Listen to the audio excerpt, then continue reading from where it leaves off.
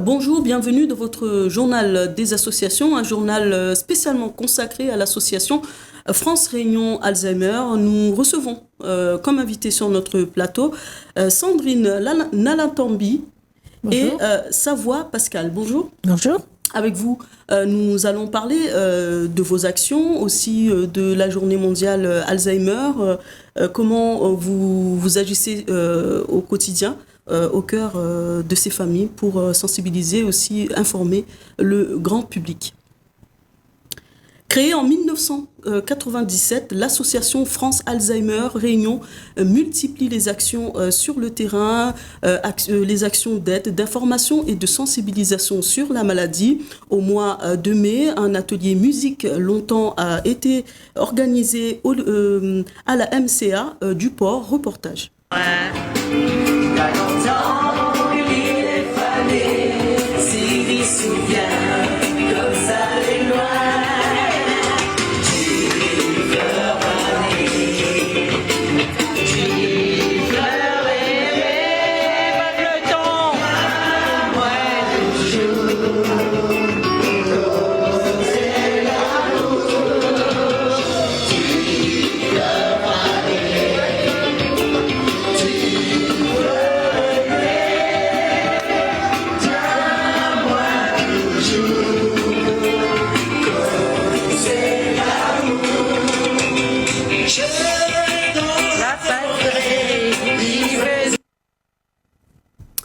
Madame Sandrine Nalatambi, c'est important de faire ce genre d'atelier ?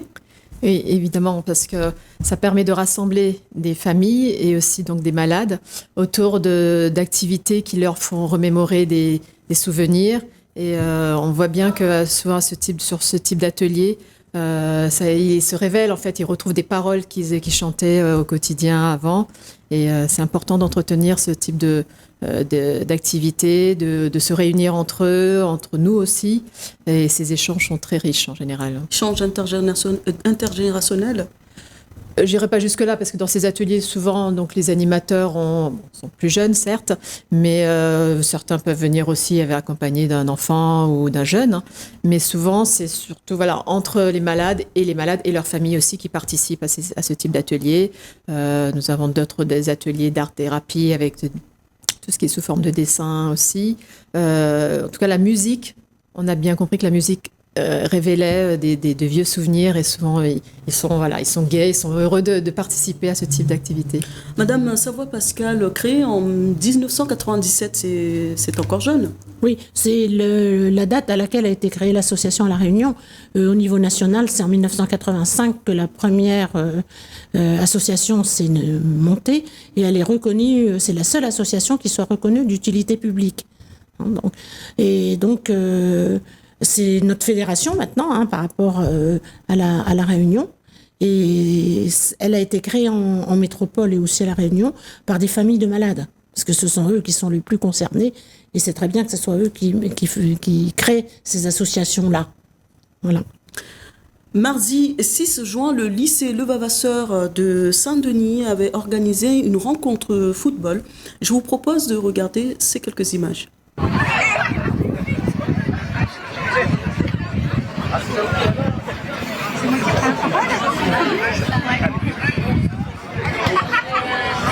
Je suis un peu émue de prendre le micro en premier. Donc moi, je représente l'association France Alzheimer Réunion. Félicitations. Merci. Félicitations aux vainqueurs. Donc c'était au profit de 3 associations, dont l'association France Alzheimer Réunion. Exactement. Donc, ces lycéens se sont retrouvés autour d'un tournoi de football. Chaque lycéen versait une entrée pour participer à ce tournoi et les profits étaient reversés aux 3 associations. dont France Alzheimer Réunion, qui a tenu un stand d'information sur place. Et les élèves, les lycéens, sont venus régulièrement nous poser des questions, s'intéresser un peu à ce qu'on fait, sur ce que c'est la maladie d'Alzheimer, parce que reste quand même très difficile à comprendre pour ces jeunes.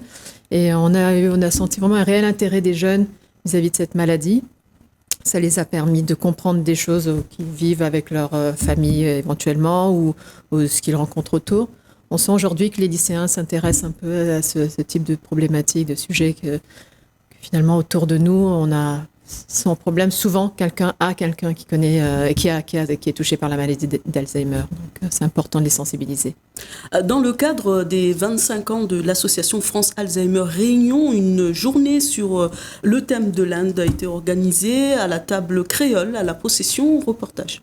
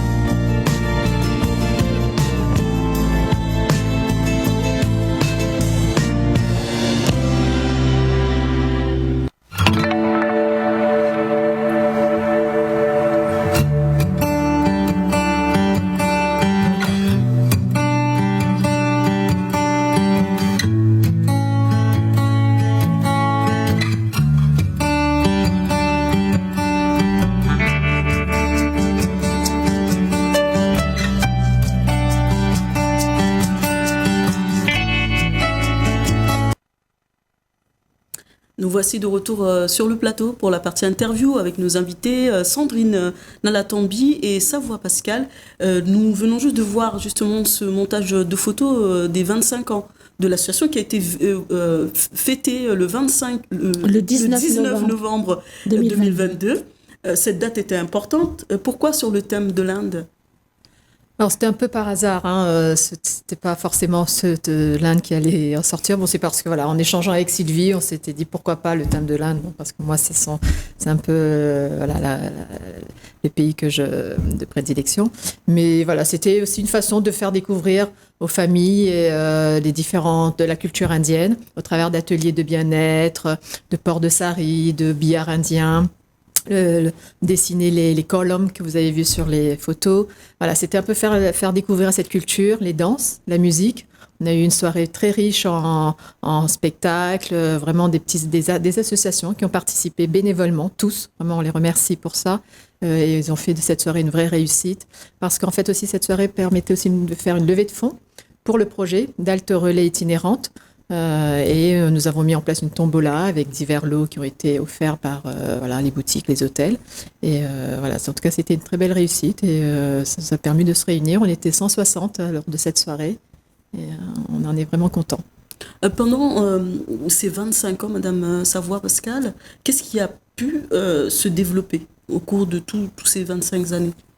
C'est grâce à la bataille, je dirais, des présidents qui se sont succédés donc à la tête de l'association, qui ont vraiment défendu les malades et leurs familles, que les choses se sont créées petit à petit pour arriver à aujourd'hui, tout ce que vous a décrit Sandrine, savoir tous ces ateliers qui sont mis en place, la halte relais qui va se créer. Ça a été lent, mais on est arrivé à faire avancer l'association et à faire de plus en plus de choses pour les malades et leurs aidants. Et au niveau de l'histoire de cette association, comment elle s'est intégrée ici à La Réunion? Vous parliez tout à l'heure que c'est venu des personnes qui ont des personnes malades. Alors, au départ, à La Réunion, c'était dans une EHPAD qu'une infirmière coordonnatrice s'était rendue compte de la souffrance, surtout des parents, des aidants. Donc, elle a proposé de créer l'association. Et puis, elle a dû partir en métropole et c'est l'aidante d'une des personnes qui était hospitalisée, enfin qui était résidente dans cette maison de retraite, qui a repris le flambeau, Suzelle Lebihan, qui a beaucoup fait pour l'association. Malheureusement, des problèmes de santé l'ont arrêtée dans son action. Et ensuite, elle a été remplacée par Gabrielle Fontaine. Et aujourd'hui, c'est Sylvie Agnès qui tient les rênes de l'association.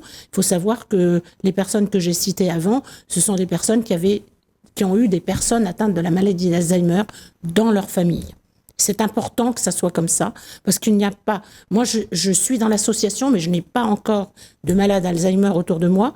Donc, je pense que ne peut parler de cette maladie que les gens qui la vivent au quotidien avec leurs malades. Ça, c'est très important. On découvre aussi en même temps des interviews, les photos qui ont été faites tout au cours de vos actions. Comment on peut expliquer cette maladie, Madame Sandrine? Comment on peut expliquer comment elle survient? Il n'y a pas, on peut pas anticiper. Je vais dire, voilà, on pourra pas dire, voilà, cette personne sera malade un jour sera atteinte de cette maladie. Aujourd'hui, la science, je pense, n'a pas assez avancé là-dessus pour connaître les réelles causes qui déclenchent cette maladie, mais ça touche beaucoup plus les personnes âgées. Ça, c'est un constat. Certes, on trouve de plus en plus de personnes jeunes qui sont atteintes par cette maladie. Et comment elle se déclenche? Ça, c'est un peu l'évolution dans la vie. Voilà, des pertes de mémoire peuvent survenir. Les personnes répètent souvent ce qu'elles disent et oublient qu'elles ont répété. Souvent, c'est aussi une forme dépressive qui peut se manifester, une perte de goût à la vie. Au quotidien, le comportement de la personne peut commencer à changer et évoluer. Et c'est là que donc, les familles commencent à se poser des questions et commencent à consulter un spécialiste là-dessus. Donc, on ne peut pas tout de suite forcément diagnostiquer de la maladie. Il y a un certain nombre d'examens, de consultations à mener. Mais c'est une maladie, par contre, qui est évolutive. Donc, une fois qu'elle a été diagnostiquée, il n'y a pas de traitement qui va soigner, qui va complètement l'enlever. Malheureusement, elle peut peut-être en début de maladie, on peut avoir un traitement qui va ralentir, mais ça reste que cette maladie va dégénérer au fur et à mesure. Selon les personnes, elle peut durer plusieurs années. Enfin voilà, il y a pas non plus de règles standards que cette maladie, ça va donner tel type de comportement, telle durée. Donc ça dépend selon les personnes comment elles développent. Certains développent des troubles de comportement aussi. Là aussi, c'est très variable selon les personnes. Ça dépend à quel âge la personne a été diagnostiquée et comment ça évolue. Donc, c'est vraiment lorsque la personne a été diagnostiquée, quelles sont après les missions de l'association? Déjà, il faut que la famille contacte l'association. Elle ne connaît pas forcément. Quand elle va en parler autour d'elle, on va lui dire, mais il existe une association qui peut t'aider. Donc la personne nous contacte. Et puis on peut la recevoir dans une permanence qui est réalisée dans ces maisons Cœur Alzheimer. Les 2 premières sont nées à Saint-Denis-Sainte-Marie. Saint-Denis-Sainte-Marie et le Port en 2017, et la 3e maison Cœur Alzheimer s'est ouverte à Saint-Pierre en avril 2019. Donc dans ces maisons Cœur Alzheimer, qui sont des maisons faites surtout pour accueillir les aidants, pour soutenir les aidants, on leur propose des actions. Je laisserai à Sandrine le soin de parler de ces actions. Donc ces personnes, elles sont complètement perdues quand elles arrivent chez nous, en général, à l'association. On est là pour les accompagner, les aider, leur donner des conseils pour la prise en charge du malade. Parce que c'est assez déroutant pour l'aidant de voir son malade avoir certaines attitudes dont vient de parler Sandrine. Et donc, ils sont perdus, ils ne savent pas comment faire pour prendre en charge. Et à l'association, on peut leur donner des conseils pour qu'ils puissent vivre moins mal, je mets entre guillemets, la maladie de leurs parents. Quand vous parlez des aidants, c'est des personnes souvent proches de la famille. Est-ce qu'ils sont rémunérés? Comment ça se passe? Non, aujourd'hui, quand on parle d'aidant, on parle de la personne proche. Alors, si c'est une femme, ça peut être son conjoint, ou ça peut être, si elle est seule, ça peut être sa fille, son fils, ou un frère. Sa petite fille même. Sa petite fille même, ça, bien souvent. Donc, en général, c'est la famille proche qui est en charge de cette personne malade. Et non, aujourd'hui, la personne n'est pas rémunérée. Au contraire, des fois, plus d'une fois, certains enfants arrêtent de travailler pour pouvoir prendre en charge leur mère ou leur père. Alors, s'ils décident d'être vraiment de les prendre en charge complètement, ils peuvent avoir cette rémunération qu'on verse, que le département verse pour au travers de l'allocation personnalisée d'autonomie. L'APA, voilà. L'APA peut être versée donc à l'enfant qui prend en charge sa mère ou son père, mais sinon, moi-même pour le vivre. Donc effectivement, j'ai été voir, c'était la démarche qu'on a faite avec mon père, de venir voir, de rencontrer l'association. Donc c'est Sylvie qui nous avait reçus, et dans une des maisons Cœur Alzheimer, donc on a été au port. Et là, tout un dispositif peut commencer, surtout pour accompagner mon père, par exemple, pour qui la situation devient complètement, le quotidien change, et qui a besoin d'aide, d'écoute. Donc voilà, donc l'association met en place des groupes de parole entre aidants, qui est chapeauté par un psychologue. On peut avoir aussi accès à des entretiens individuels avec un psychologue.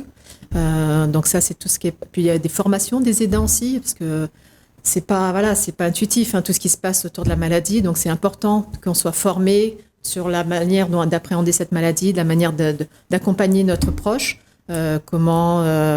sur les actes de la vie quotidienne. Tout ça n'est pas inné, j'ai envie de dire. C'est quelque chose de nouveau. l'APA serait d'un montant de combien? Tout dépend des revenus de la personne. Et puis du montant. Et du degré d'autonomie, de la perte d'autonomie. De la perte d'autonomie. Voilà, et ça peut, si la personne est en perte d'autonomie, elle va avoir une certaine somme. Et ça peut être réévalué par le département si la situation de la personne âgée se change, en moins bien malheureusement. Donc on peut réévaluer cette prestation. C'est un nombre d'heures en fait qui sont allouées pour aider la personne au quotidien. Et ces personnes atteintes d'Alzheimer, imaginons tout à l'heure, vous me disiez en coulisses que vous avez une proche qui, à 52 ans, a été atteinte par la maladie. Oui, c'est une collègue de travail, là où je travaillais avant, qui a eu les signes de la maladie, et ça s'est avéré que c'était la maladie. Elle avait 52 ans. Quand on parle de malades jeunes, c'est moins fréquent que les personnes âgées, bien que ce ne soit pas une maladie de personnes âgées. Mais cette collègue de 52 ans, son mari est venu nous voir parce qu'il était complètement perdu. Et à 52 ans, il n'existait à l'époque, je ne sais pas s'il y a eu du changement maintenant, mais à l'époque, tout ce qui existait, c'était pour des personnes de plus de 60 ans. Donc il a fallu, comme je dis entre guillemets, bidouiller pour pouvoir avoir le traitement de la situation de cette personne de façon particulière. On est intervenu auprès du département et tout ça pour dire, oui, mais là, c'est à partir de 60 ans, mais maintenant, elle a 52 ans, elle présente toutes enfin, une pathologie qui atteint plus les personnes âgées que les jeunes, mais n'empêche qu'il faut trouver une solution pour aider ce monsieur. Et puis, elle apprend comme ça qu'elle a la maladie. Elle travaille encore. Comment elle fait pour vivre? Est-ce qu'on... Oui, elle travailler?